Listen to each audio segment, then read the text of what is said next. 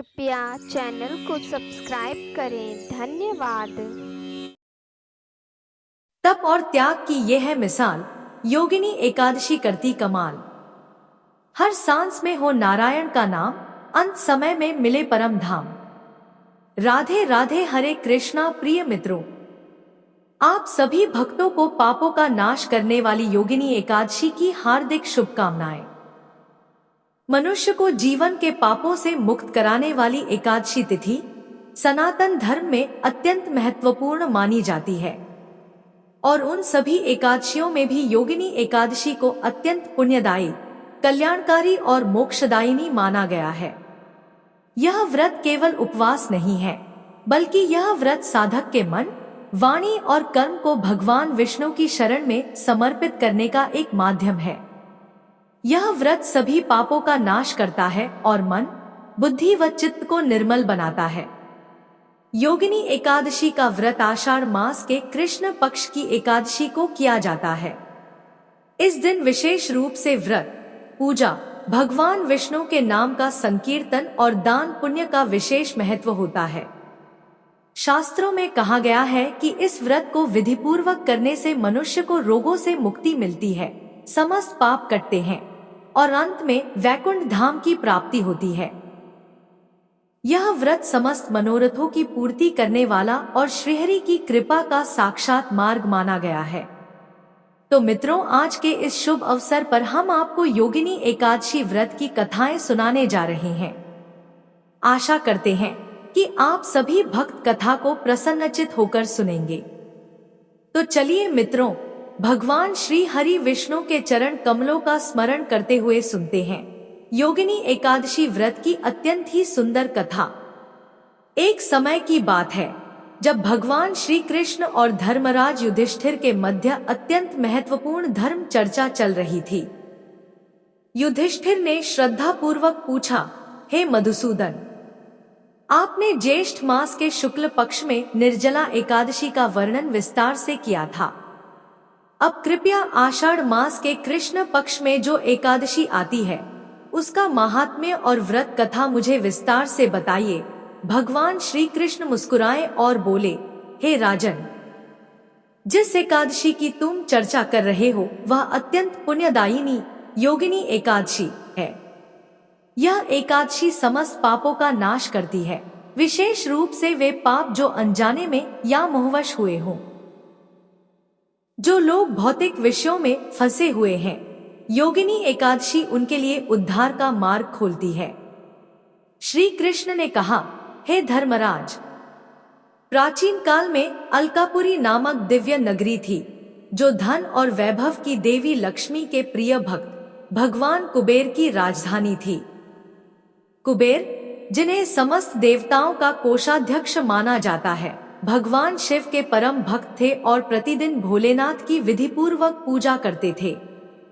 उस पूजा में सबसे महत्वपूर्ण था मानसरोवर से लाया गया एक दिव्य पुष्प जो विशेष प्रकार की सुगंध और दिव्यता से युक्त होता था। इस कार्य के लिए कुबेर ने एक सेवक नियुक्त किया था जिसका नाम था सुमंत। सुमंत अत्यंत कर्मठ, विनम्र और सेवाभावी था। वह प्रतिदिन प्रातःकाल सूर्योदय से पहले मानसरोवर झील तक जाता, वहां से वह दिव्य पुष्प लाता और कुबेर को पूजा हेतु प्रदान करता। कुबेर भी सुमंत से प्रसन्न रहते थे और उसे अनेक प्रकार की सुविधाएं प्रदान करते थे। सुमंत की पत्नी का नाम विशालाक्षी था। वह रूपवती, आकर्षक और चतुर स्त्री थी जिससे सुमंत अत्यधिक प्रेम करता था, यहाँ तक कि वह कई बार अपने कर्तव्य को भी पीछे छोड़ देता था। एक दिन जब सब कुछ सामान्य प्रतीत हो रहा था, सुमंत मानसरोवर से पुष्प लेकर लौटा लेकिन अपने कर्तव्य का विस्मरण कर बैठा। वह सीधे कुबेर के पास न जाकर अपनी पत्नी के पास चला गया और पत्नी के साथ प्रेम प्रसंग में लिप्त हो गया और उसे समय का भान ही नहीं रहा। इधर कुबेर, जो प्रतिदिन नियत समय पर पूजा करते थे, इस विलंब से अत्यंत चिंतित और क्रोधित हो उठे। 6 घंटे बीत चुके थे, पुष्प अब तक नहीं आया। आखिरकार कुबेर ने सिपाहियों को आदेश दिया कि सुमंत को ढूंढ कर लाएं। जब सिपाही सुमंत के घर पहुंचे तो उन्होंने देखा कि वह अपनी पत्नी के साथ प्रेम और भोग में डूबा हुआ है। उन्होंने तुरंत जाकर सारी सूचना कुबेर को दी। यह सुनते ही कुबेर का क्रोध 7वें आसमान पर जा पहुंचा। उन्होंने सुमंत को दरबार में बुलाया। भयभीत और लज्जित सुमंत कांपते हुए वहां पहुंचा और हाथ जोड़कर क्षमा याचना करने लगा। लेकिन कुबेर बोले, हे नीच सेवक, तूने अपने स्वामी और मेरे इष्ट भगवान शिव के साथ विश्वासघात किया है। पुष्प न आने के कारण पूजा नहीं हो सकी और यह सब तेरी आसक्ति का फल है। इसलिए मैं तुझे शाप देता हूं कि तेरा पूरा शरीर कोढ़ से ग्रसित हो जाए, तू पृथ्वी पर कष्ट भोगता हुआ भटके और अपनी पत्नी से सदा सर्वदा के लिए अलग हो जाए। जैसे ही कुबेर का शाप पूर्ण हुआ, उसी क्षण सुमंत के शरीर पर कोढ़ फैल गया।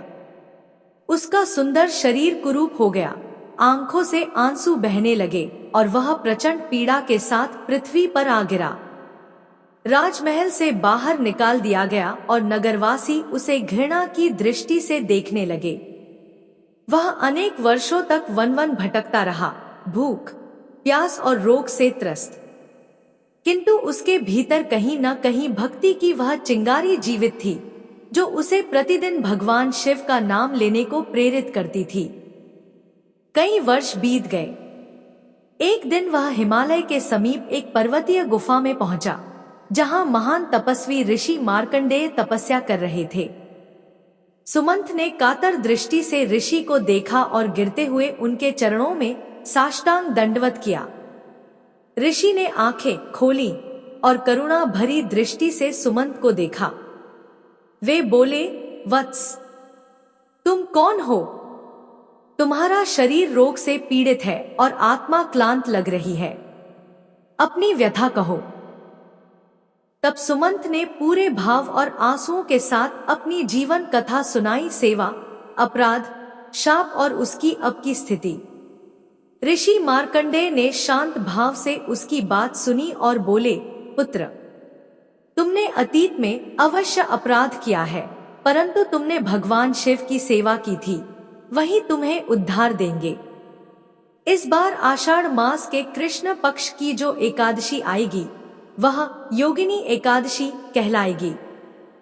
तुम उस दिन पूर्ण नियम और श्रद्धा के साथ व्रत करना, रात्रि में जागरण करना और अगले दिन ब्राह्मणों को भोजन, वस्त्र और दक्षिणा देना। इस व्रत की शक्ति इतनी महान है कि यह जन्मों जन्मों के पापों का नाश कर सकती है। सुमंत ने उस पर्वत पर ही निवास कर योगिनी एकादशी व्रत की प्रतीक्षा की। जैसे ही वह पावन तिथि आई, उसने भक्ति भाव पूर्वक व्रत किया, न अन्न ग्रहण किया, न जल, केवल भगवान विष्णु के नाम का जाप करता रहा। उसने रात्रि में जागरण किया, अगले दिन नदी में स्नान कर दान दिया। व्रत की पूर्णता के साथ ही उसका शरीर धीरे धीरे ठीक होने लगा। कुछ ही दिनों में उसका कोढ़ समाप्त हो गया, शरीर में कांति लौट आई और वह फिर से पूर्ण स्वस्थ हो गया। सुमंत ने ऋषि को प्रणाम किया और उनकी कृपा से अलकापुरी लौट आया। नगरवासी उसका नया रूप देखकर चकित रह गए। जब कुबेर को यह समाचार मिला तो उन्होंने उसे पुनः अपने दरबार में सम्मानपूर्वक स्थान दिया और पूर्ववत सेवा में बहाल कर दिया। भगवान श्री कृष्ण ने कथा के अंत में कहा, हे धर्मराज, जो मनुष्य योगिनी एकादशी का व्रत करता है, वह समस्त पापों से मुक्त होकर दिव्य लोकों को प्राप्त करता है। उसे 88,000 ब्राह्मणों को भोजन कराने का फल प्राप्त होता है। यह व्रत शरीर, मन और आत्मा की शुद्धि के लिए अत्यंत प्रभावकारी है। जो इस व्रत का श्रवण करता है, वह भी पुण्य लाभ प्राप्त करता है। यह व्रत काम, क्रोध, मोह, लोभ, मद और मत्सर जैसे शत्रुओं से मुक्ति दिलाकर भगवान विष्णु के चरणों में स्थान प्रदान करता है। कथा समाप्त हुई तो बोलिए मित्रों, श्रीमन नारायण नारायण हरि हरि, श्रीमन नारायण नारायण हरि हरि। अब चलिए सुनते हैं एकादशी माता की एक अन्य कथा। प्राचीन समय की बात है, धर्मपुरी राज्य में एक महान राजा सुकेतुमान रहा करते थे। राजा बहुत ही बुद्धिमान और बलशाली थे और सदैव अपनी प्रजा का बहुत अच्छे से ध्यान रखते थे। राजा की न्यायप्रियता और धर्म पारायणता के कारण प्रजा भी अपने राजा को बहुत पसंद करती थी।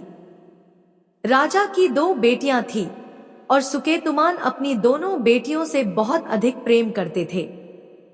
सुकेतुमान की छोटी बेटी देखने में बहुत सुंदर और आकर्षक थी और बड़ी बेटी छोटी बेटी के मुकाबले थोड़ा कम सुंदर थी। सुकेतुमान की छोटी बेटी ग्यारस माता की पूजा किया करती थी, इसलिए सभी लोग छोटी बेटी से बहुत प्रेम करते थे और बहुत प्रशंसा किया करते थे, जिस कारण राजा की बड़ी बेटी को अपनी छोटी बहन से बहुत नफरत होने लगी थी। राजा की दोनों बेटियां जब बड़ी हो गई, तब एक पड़ोसी राज्य में रहने वाला राजकुमार बड़ी बेटी के लिए रिश्ता लेकर आया। लेकिन जैसे ही उस राजकुमार की नजर राजा की छोटी बेटी पर पड़ी, तो वह राजकुमार उस पर मोहित हो गया और उससे पहली नजर में प्रेम कर बैठा। इसी के साथ उस राजकुमार ने राजा की बड़ी बेटी के साथ विवाह करने से मना कर दिया। उसने राजा से कहा कि मैं आपकी छोटी बेटी से प्रेम करता हूं और उसी से विवाह करना चाहता हूं। यह सब सुनने के बाद राजा की बड़ी बेटी अपनी छोटी बहन से बहुत क्रोधित हो गई। अब तो बड़ी बहन ने अपनी छोटी बहन को अपना सबसे बड़ा दुश्मन मान लिया और अपनी छोटी बहन से बदला लेने का निर्णय कर लिया, जिसके लिए उसने अपनी छोटी बहन को जान से मारने की योजना बनाई। इसके लिए राजा की बड़ी बेटी ने अपनी छोटी बहन को मारने के लिए सबसे पहले एक लड्डू में जहर मिलाकर अपनी छोटी बहन को दे दिया और उसको लड्डू खाने के लिए कहा। लेकिन लड्डू खाने के बाद भी छोटी बहन को कुछ नहीं हुआ। यह सब देखकर बड़ी बहन बहुत आश्चर्यचकित हो गई, लेकिन उसने हार नहीं मानी। अब बड़ी बहन ने अपनी छोटी बहन को मारने की दूसरी योजना बनाई। जब रात में छोटी बहन अपने कमरे में सो रही थी, तो उसने एक मटके में सांप को रखकर कमरे में छोड़ दिया। लेकिन सांप भी छोटी बहन का कुछ नहीं कर पाया। जिसके बाद बड़ी बहन ने अपनी छोटी बहन से कहा कि चलो हम लोग कुएं से पानी भरकर लाते हैं, जिसके लिए वह अपनी छोटी बहन को पानी भरने के बहाने से कुएं के पास ले गई और उसने अपनी छोटी बहन को कुएं में धक्का दे दिया। लेकिन छोटी बहन को तब भी कुछ नहीं हुआ, क्योंकि हर बार ग्यारस माता उसकी रक्षा कर रही थी। उधर बड़ी बहन अपने सारे प्रयासों के बाद भी असफल हो रही थी, जिससे वह बहुत क्रोधित होती जा रही थी। फिर उसने अपनी छोटी बहन के पास जाकर उससे खुद ही पूछा कि मेरी प्यारी बहन, तुमको पता है भगवान ने सबकी मृत्यु एक निश्चित समय पर लिखी हुई है, पर बहन क्या तुमको पता है कि तुम्हारी मृत्यु कैसे होगी? क्या यह तुम जानती हो?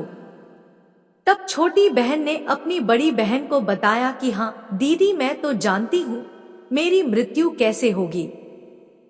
छोटी बहन से यह सुनकर बड़ी बहन मन ही मन बहुत प्रसन्न होने लगी और उसने अपनी छोटी बहन से कहा कि बहन, मुझे तुम अपनी मृत्यु का राज तो बताओ। छोटी बहन के मन में कोई छल पाप नहीं था। उसने अपनी बड़ी बहन से कहा कि दीदी, मेरी मृत्यु, मेरे प्राण तो एक तोते में है। जो तोते के गले में एक हार है, उससे मेरी मृत्यु होगी। जब तक कोई भी व्यक्ति तोते को मारकर वहां हार अपने गले में पहन लेगा, मैं मूर्छित हो जाऊंगी, और जैसे ही उस हार को अपने गले से उतारेगा तो मैं वापस से जीवित हो जाऊंगी। अपनी छोटी बहन की मृत्यु का राज जानकर बड़ी बहन बहुत ही खुश हो गई और उसने अपनी छोटी बहन को मारने के लिए उसके पालतू तोते को ढूंढना शुरू कर दिया।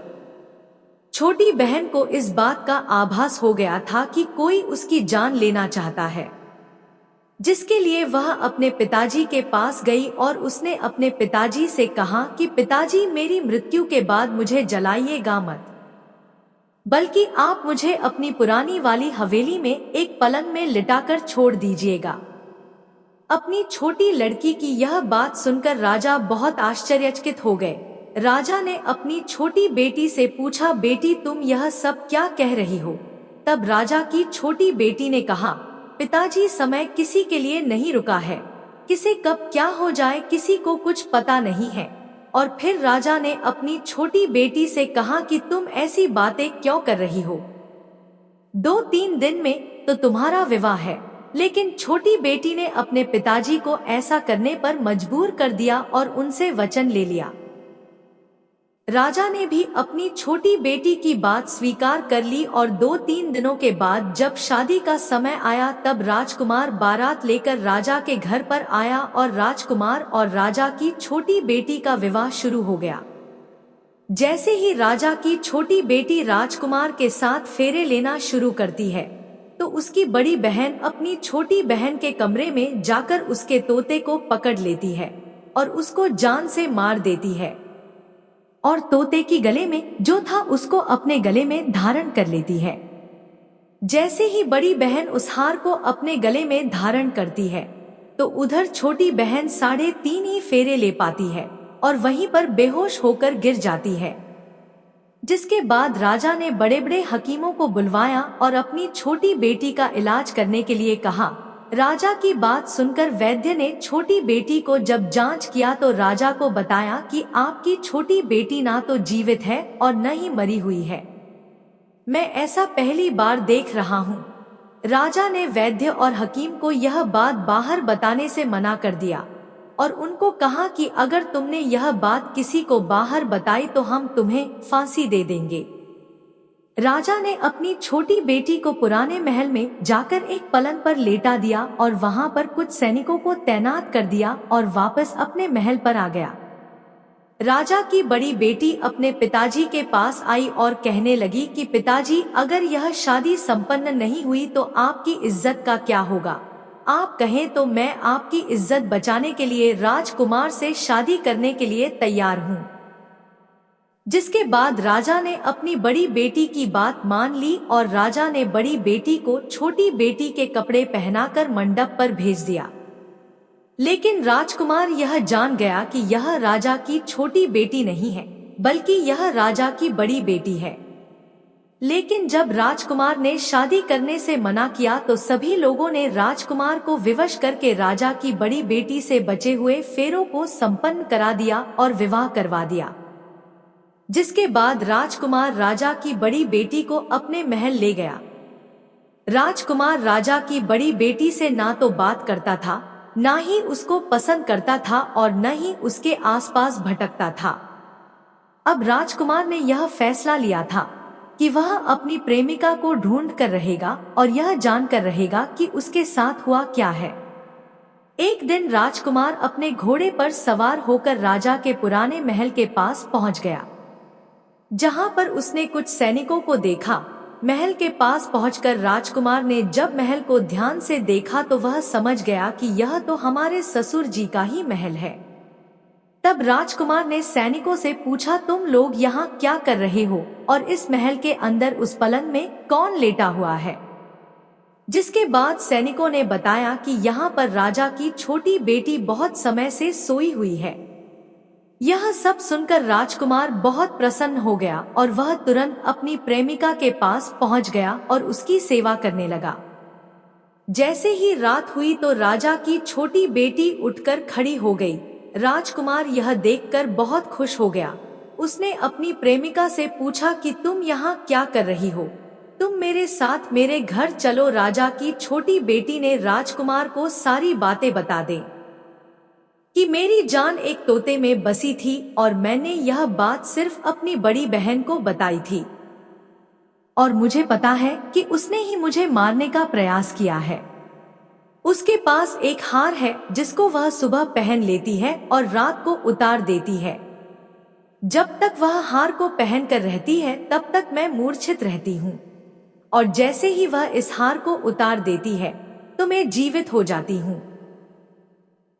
वो कहती है जब तक मेरी बड़ी बहन के पास वह हार है तब तक मैं ऐसे ही जीवित और मूर्छित होती रहूंगी। अगर मेरी बड़ी बहन के पास जो हार है वह मेरे हाथ में लग जाए तो मैं हमेशा के लिए जीवित हो जाऊंगी। राजकुमार ने यह बात सुनकर राजा की छोटी बेटी के पास रहने का निर्णय ले लिया और उसने अपने बचे हुए सारे फेरे उस पलंग में लेटी राजा की छोटी बेटी के साथ ले लिए और अपना विवाह पूर्ण कर लिया और वहीं पर ही रहने लगा। देखते ही देखते कुछ समय में राजा की छोटी बेटी और राजकुमार की पत्नी पेट से हो गई। एक दिन राजकुमार को किसी काम से बाहर जाना पड़ा। तब छोटी बहन के पेट में बहुत तेज दर्द होने लगा। उसने ग्यारस माता का आवाहन किया, जिसके बाद वहां पर ग्यारस माता प्रकट हुई और उन्होंने अपने भक्त के दर्द को दूर किया और उसे एक पुत्र की प्राप्ति करवाई। उसी समय वहां पर अचानक से राजकुमार भी आ गया। राजकुमार ने ग्यारस माता को देखा तो वह आश्चर्यचकित हो गया और उसने तुरंत माता को प्रणाम किया और ग्यारस माता ने राजकुमार से कहा कि जब तुम्हारा पुत्र 5 वर्ष का हो जाए तो तुम अपनी पत्नी का हार लाकर इसके गले में डाल देना। और देखते ही देखते राजकुमार और राजा की छोटी बेटी का पुत्र 5 वर्ष का हो जाता है। तो राजकुमार अपने बेटे से कहता है कि बेटा, मैं कुछ काम से बाहर जा रहा हूँ, तुम अपनी माता का ध्यान रखना, और वहां से चला जाता है। राजा को बाहर निकलता देख बड़ी बहन के सैनिक देख लेते हैं और बड़ी बहन को जाकर सारी बातें बता देते हैं, जिसके बाद बड़ी बहन अपनी छोटी बहन के पुत्र को वहां से उठवा लेती है और उसको मरवा देती है और छोटी बेटी के पुत्र के 2 टुकड़े करवा देती है। पहला टुकड़ा चक्की के पास छुपा देती है और दूसरा टुकड़ा अपनी पलंग के नीचे रख लेती है। अब ग्यारस माता भिखारी का रूप लेकर उसकी बड़ी बहन के दरवाजे पर आती है और बड़ी बहन के पास चली जाती है, जिसके बाद वहां पर भिक्षा मांगने लगती है। बड़ी बहन अपने नौकरों से कहती है कि जाकर भिक्षा दे दो, लेकिन जैसे ही नौकर ग्यारस माता को भिक्षा देने के लिए आते हैं तो माता उन्हें मना कर देती है और कहती है कि मैं तुम्हारी महारानी से ही भिक्षा लूंगी। जिसके बाद बड़ी बहन स्वयं ही भिक्षा देने के लिए माता के पास आती है। उधर माता एक बिल्ली का रूप लेकर उसके कमरे में चली जाती है और वहां पर छोटी बेटी के पुत्र कोई 2 टुकड़े को आपस में जोड़ देती है और उसे जीवित कर देती है और उसे लेकर वहां से चली जाती है और राजकुमार को सौंप देती है। राजकुमार अपने बेटे को लेकर अपनी बड़ी पत्नी के पास जाता है और उसे कहता है कि तुम इसका ध्यान रखना, अगर तुम इस बच्चे का अच्छे से ध्यान रखोगे तो मैं तुमसे बात करूंगा। इसी प्रकार एक दिन राजकुमार अपने बच्चे से कहता है कि तुम माता से उनके गले का हार मांग लो। जिसके बाद राजकुमार का लड़का अपनी मम्मी के पास जाता है और कहता है कि माता, मुझे तुम्हारा हार चाहिए जो तुमने गले में पहन रखा है। यह सुनकर पहले तो बड़ी बहन बहुत क्रोधित होती है, पर उसको यह याद आता है कि राजकुमार ने कहा था कि अगर मैं इस बच्चे का ध्यान अच्छे से रखूंगी तो वह मुझसे बात करेंगे, जिसके कारण वह हार को उस बच्चे को दे देती है। वह बच्चा तुरंत ही उस हार को ले जाकर अपने पिताजी को दे देता है और तभी राजकुमार अपने बेटे को लेकर वहां से जाने लगता है और अपनी पत्नी से कहता है कि तुम हमारे लिए खाना बनाकर रखना, मैं शाम को आकर तुम्हारे साथ खाऊंगा। और वह अपने बेटे को लेकर वहां से चला जाता है। जिसके बाद वह राजा के पास जाता है और उनको सारी बातें बता देता है। राजा अपनी बड़ी बेटी की यह कटु कर्म सुनकर बहुत क्रोधित होते हैं और उसे सजा सुनाता है और अपनी परवरिश पर ही दोष देने लगते हैं और राजकुमार को अपनी छोटी बेटी के साथ रहने के लिए आदेश देते हैं। कथा समाप्त हुई। तो प्रेम से बोलिए मित्रों, एकादशी माता की जय, ग्यारस माता की जय।